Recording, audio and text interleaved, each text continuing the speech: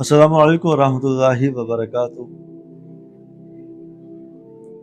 نافرمان اولاد کو راہ راست پہ لانے کا عمل آپ حضرات کی خدمت میں عرض کرتا ہوں، اور یہ فتنہ عام ہو چکا، اور یہ دین سے دوری کا سبب ہے۔ بہت سی شکایات آتی ہیں کہ ہمارا نوجوان بچہ نشے کا عادی ہو گیا، ہمارا نوجوان بچہ بری صحبت کا شکار ہو گیا، ہمارا فرما بردار بچہ تھا مگر بری صحبت کی وجہ سے اب وہ گھر میں ماں باپ سے بات تک نہیں کرتا، ماں باپ کا کہنا نہیں مانتا، نشے کا اتنا عادی ہو چکا کہ وہ گھر میں آتا نہیں، اگر آتا ہے تو توڑ پھوڑ کرتا ہے، آتا ہے تو نشے کے لیے پیسے مانگتا ہے اور گھر سے غائب ہو جاتا ہے۔ ایسے والدین جو اپنے بچوں کی وجہ سے بہت زیادہ پریشان ہوں، ان کے لیے یہ بہترین اور بہت ہی پیارا عمل ہے۔ گھر میں جب بھی آٹا گوندا جائے، آٹا گوندتے وقت سورہ فاتحہ پڑھیں، اور جب یہاں پہنچے اہدینا الصراط المستقیم، اس کا 41 مرتبہ تکرار کریں۔ اہدینا الصراط المستقیم، اہدینا الصراط المستقیم، اہدینا الصراط المستقیم، اس کا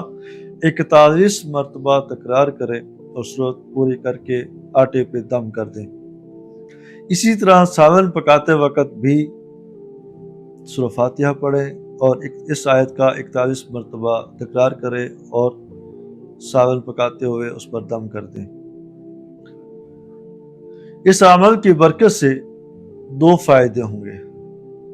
ایک فائدہ یہ ہوگا، گھر میں جو ناچاکیاں ہیں، گھر میں جو نا اتفاقیاں ہیں، گھر میں جو لڑائی جھگڑے ہیں، وہ بھی ختم ہوں گے،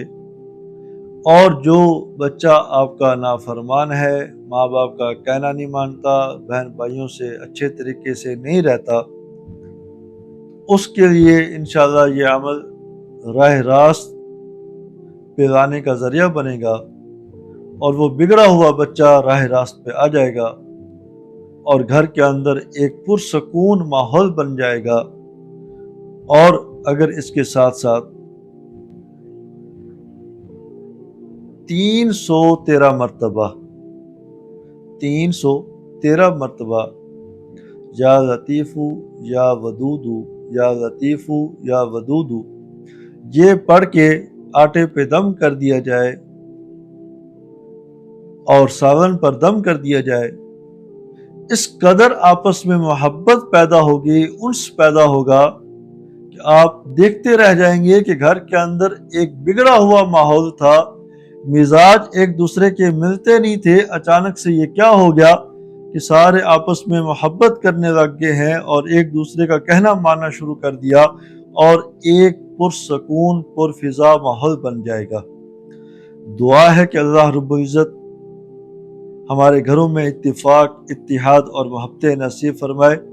اور ہماری اولادوں کو نیک صالح اور دین کا داعی بنائے۔